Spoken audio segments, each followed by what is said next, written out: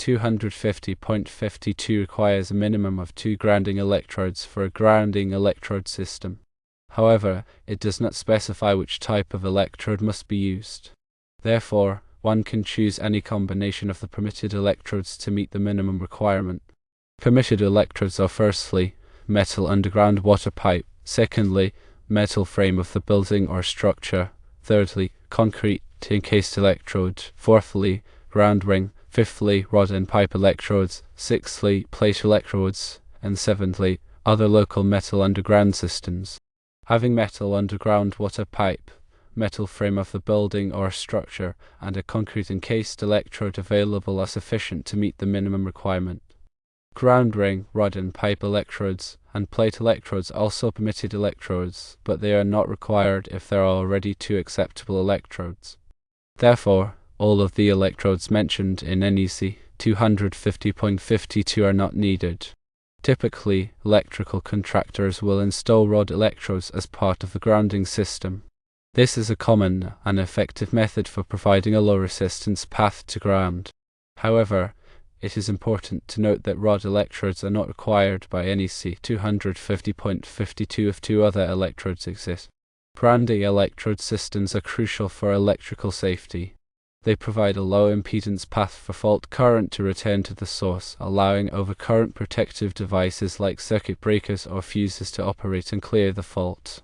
This prevents dangerous voltages from appearing on metal parts of equipment, reducing the risk of electric shock. The National Electrical Code, or NEC, outlines the requirements for grounding and bonding to ensure electrical systems are installed safely. Article 250 covers the general requirements for grounding and bonding. Section 250.52 specifically addresses grounding electrodes, which are the connection points to the earth that provide the low impedance path for fault current. As stated previously, the NEC requires a minimum of 2 grounding electrodes. The purpose of this requirement is to provide redundancy. If one electrode fails or becomes compromised, the other electrode will still provide a path to ground. This ensures that the grounding system remains effective even in the event of a single point of failure.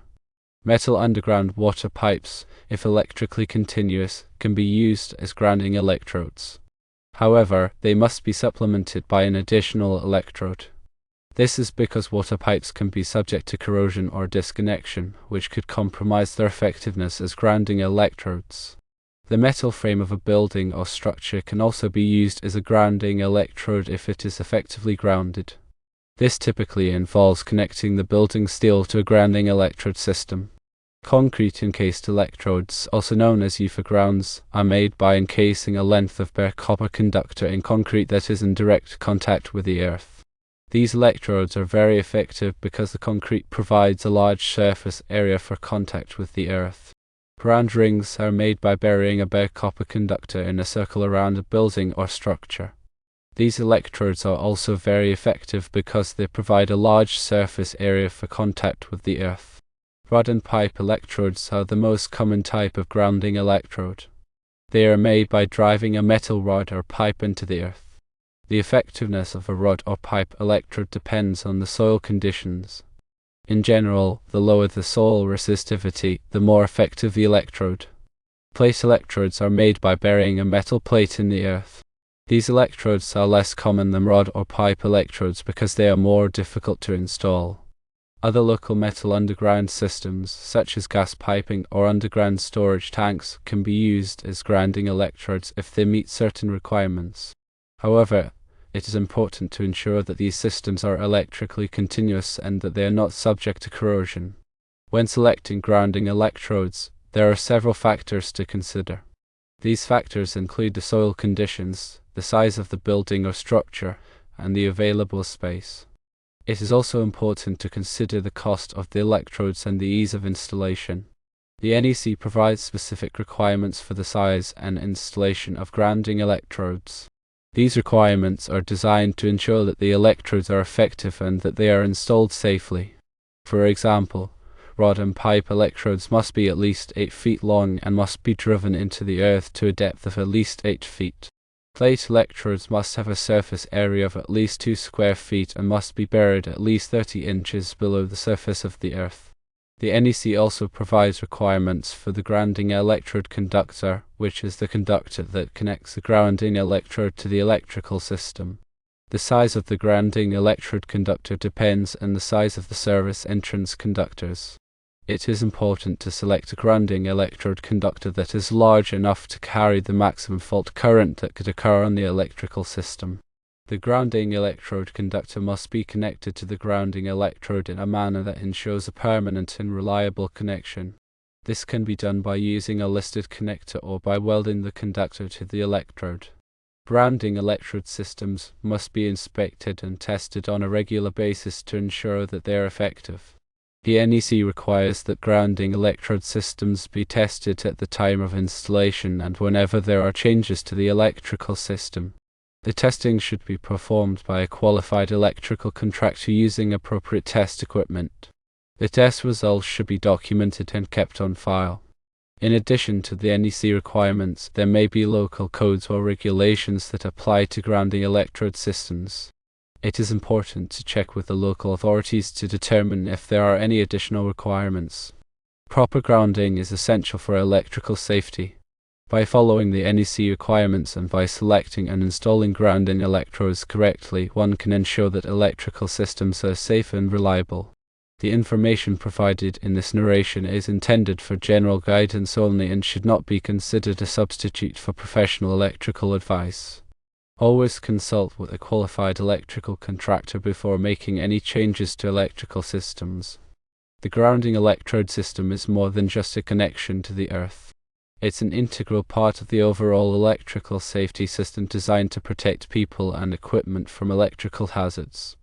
A properly installed and maintained grounding electrode system ensures that fault currents have a low impedance path to return to the source, tripping over current protection devices and preventing dangerous voltage buildup on metallic surfaces. The types of grounding electrodes permitted by NEC 250.52 each have their own advantages and disadvantages. Metal underground water pipes, while often readily available, are subject to corrosion and may not always provide a reliable grounding path. The metal frame of a building, if properly connected, can be an excellent grounding electrode, offering a large contact area with the earth. Concrete encased electrodes, also known as grounds, are highly effective due to the large surface area of concrete in contact with the earth, providing a stable and low resistance connection. Ground rings encircling the building offer another effective means of grounding, especially in areas with poor soil conductivity. Rod and pipe electrodes, driven into the earth, are a common and economical choice, but their effectiveness depends heavily on soil conditions. Plate electrodes, buried horizontally, provide a larger contact area than rods or pipes, but are more difficult to install. Other local metal underground systems may also be used as grounding electrodes, provided they meet specific requirements and are reliably connected. The selection of grounding electrodes should be based on a thorough evaluation of site-specific conditions, including soil resistivity, available space, and the type of building or structure. Soil resistivity is a critical factor as it determines the resistance of the earth to the flow of current. Low soil resistivity indicates a good grounding environment, while high soil resistivity can significantly reduce the effectiveness of grounding electrodes. Soil testing is often necessary to accurately determine soil resistivity and select the appropriate type and size of grounding electrodes. In areas with high soil resistivity, it may be necessary to use multiple grounding electrodes or to enhance the soil conductivity by adding chemical treatments. The size and type of grounding electrode conductor are also important considerations. The grounding electrode conductor must be sized according to NEC table 250.66 based on the size of the service entrance conductors. It must be made of copper or other corrosion-resistant material and must be securely connected to the grounding electrode using listed connectors or other approved methods. The installation of grounding electrodes must comply with NEC 250.68. Rod and pipe electrodes must be driven to a depth of at least 8 feet, and plate electrodes must be buried at least 30 inches below the surface of the earth. Grounding electrode conductors must be protected from physical damage and must be installed in a neat and workmanlike manner. Regular inspection and testing of grounding electrode systems are essential to ensure their continued effectiveness. The NEC requires that grounding electrode systems be tested at the time of installation and whenever there are significant changes to the electrical system. The test should measure the resistance of the grounding electrode system to ground. A low resistance value indicates a good grounding connection, while a high resistance value may indicate a problem with the grounding electrode system. If the resistance is too high, it may be necessary to add additional grounding electrodes or to improve the existing grounding connections. In addition to resistance testing, visual inspection should be performed to check for corrosion, damage, or loose connections. Any problems found should be corrected immediately to ensure the continued effectiveness of the grounding electrode system. The grounding electrode system is an essential component of a safe and reliable electrical system. By understanding the requirements of NEC 250.52 and by following best practices for installation and maintenance, one can ensure that the grounding electrode system provides effective protection against electrical hazards. Remember to always consult with a qualified electrical contractor for any electrical work and to comply with all applicable codes and regulations. The purpose of the grounding electrode system is to provide a stable reference point for voltage within an electrical system and to facilitate the flow of fault current back to the source. It's not just about having a connection to the earth, it's about creating a low impedance path that allows protective devices to quickly and effectively clear faults, minimizing the risk of electrical shock and equipment damage. The minimum of 2 requirement in NEC 250.52 is a critical safety measure. It ensures that even if one grounding electrode fails or becomes compromised, there is still another path to ground available. This redundancy significantly increases the reliability of the grounding system and provides an extra layer of protection against electrical hazards. It's important to understand the differences between grounding and bonding. Grounding refers to the connection of an electrical system to the earth, while bonding refers to the connection of metallic parts of equipment and structures to create a low impedance path for fault current. Both grounding and bonding are essential for electrical safety, and they work together to provide a comprehensive protection system. Improper grounding or bonding can create dangerous conditions that can lead to electrical shock, fire, and equipment damage. Therefore, it's crucial to ensure that all electrical systems are properly grounded and bonded in accordance with the NEC and other applicable codes and standards. The selection of grounding electrode should take into account not only the requirements of NEC 250.52 but also the specific characteristics of the site and the electrical system. Factors such as soil type, moisture content, and proximity to other underground utilities can all influence the effectiveness of grounding electrodes. In some cases, it may be necessary to use multiple types of grounding electrodes to achieve the desired grounding performance. For example, a combination of rod electrodes and a ground ring may be used to provide a low impedance path to ground in areas with poor soil conductivity. Similarly, a concrete encased electrode may be used in conjunction with a metal underground water pipe to provide redundancy and enhance the reliability of the grounding system. The grounding electrode conductor must be carefully selected and installed to ensure a reliable connection between the grounding electrode and the electrical system. The size of the grounding electrode conductor must be sufficient to carry the maximum fault current that could occur in the system.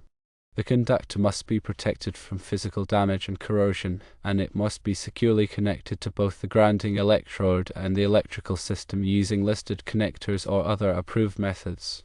Regular maintenance and testing of the grounding electrode system are essential to ensure its continued effectiveness. Grounding electrodes can corrode over time, especially in areas with high soil acidity or moisture content. Grounding electrode conductors can also become damaged or disconnected due to physical stress or corrosion. Therefore, it's important to periodically inspect the grounding electrode system for signs of damage or corrosion and to perform resistance testing to verify that the grounding system is still functioning properly. If any problems are found, they should be corrected immediately to prevent electrical hazards. In addition to the requirements of NEC 250.52, there may be other codes and standards that apply to grounding electrode systems. These may include local building codes, utility regulations, and industry standards. It's important to be familiar with all applicable codes and standards and to ensure that the grounding electrode system complies with all requirements. The grounding electrode system is a critical component of a safe and reliable electrical system.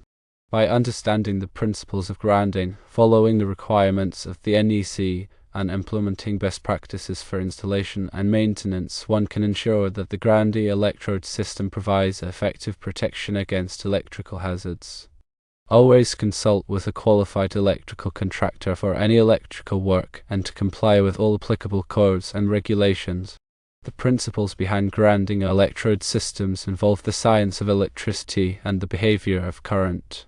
When a fault occurs in an electrical system, such as a short circuit or a ground fault, a large amount of current can flow through unintended paths. If these paths are not properly grounded, the current can flow through people or equipment, causing electrical shock, fire, or damage. A properly designed grounding electrode system provides a low impedance path for fault current to flow back to the source, allowing overcurrent protective devices to quickly trip and interrupt the flow of current.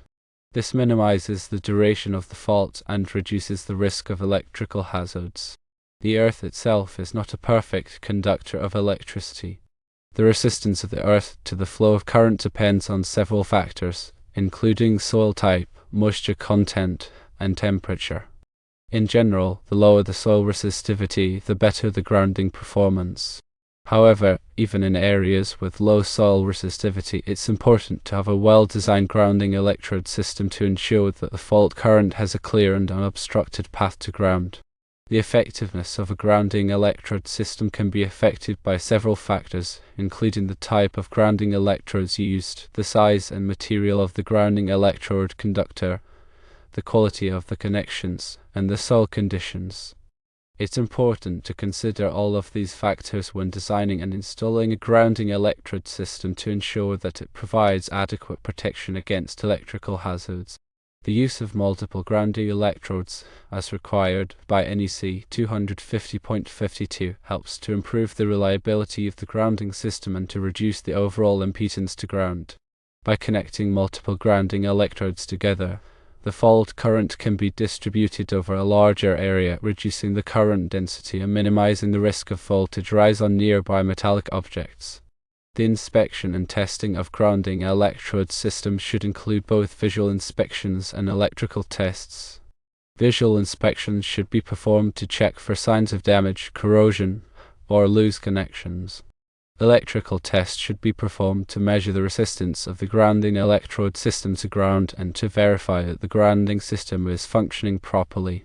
The results of the inspections and tests should be documented and kept on file for future reference. Any problems found during the inspections or tests should be corrected immediately to ensure the continued effectiveness of the grounding electrode system. The proper installation and maintenance of grounding electrode systems are essential for electrical safety. By following the requirements of the NEC and by implementing best practices for grounding, one can help to prevent electrical accidents and to protect people and equipment from electrical hazards.